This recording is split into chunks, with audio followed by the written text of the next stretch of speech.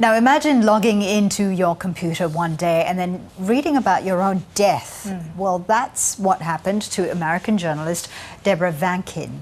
A relative alerted her to the reports, which included details of her career accomplishments and her relationships with family and friends. But Deborah was still very much alive and the victim of an elaborate AI death hoax. The pirate obit scams are designed as clickbait to lure in advertisers and make a quick buck. Let's speak now to Deborah Vankin, who I am very happy to say joins us live and alive. Deborah, thank you so much for your time this morning. Tell us about the moment that you first read online that you in fact had died.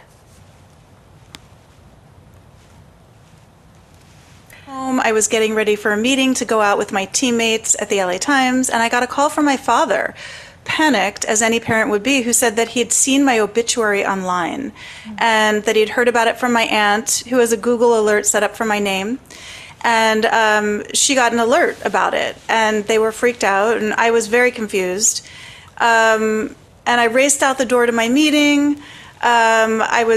I didn't take the time to click on it because I'd had enough mandatory internet security training to know not to click on it. But nonetheless, I was confused and a little freaked out and went to my meeting. And for the rest of the day and the next few days, friends called sending screenshots and PDFs of it so that I could read it. And, you know, I know now that this was probably an avoidance technique, but I didn't read it for about a week. I was sort of too freaked out to take a look at it, and I kept thinking I was too busy and I'll get to it the next day.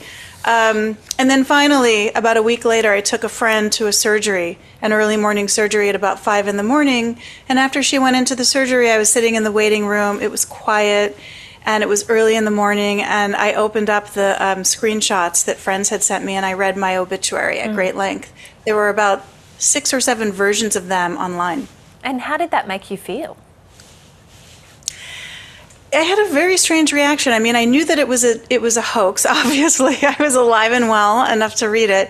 But there's something about seeing your name in a headline and having it explained so explicitly in print. It said, Deborah Vankin, arts and culture writer for the Los Angeles Times, has sadly passed away. And that's all it took. And my heart started to physically race.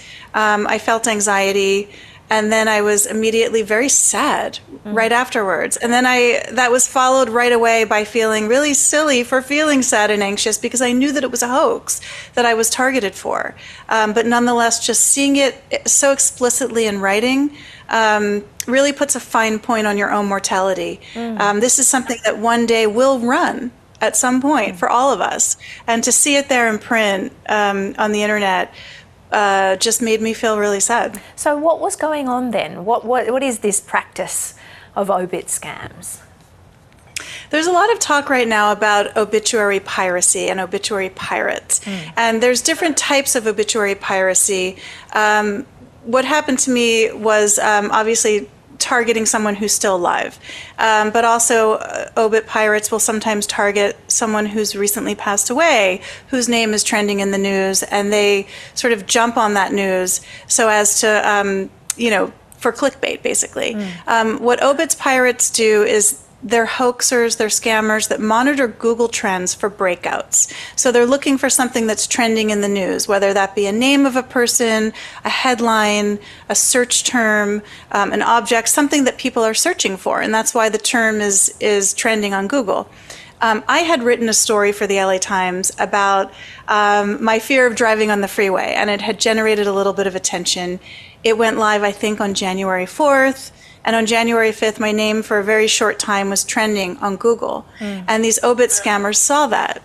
And so what they do is they create fake news around whatever the breakout term is that's trending online so as to steal some of those eyeballs away to look at their website and their fake news around the search term, which they're selling ads against and trying to monetize. So all of this is a clickbait scam to generate revenue for them.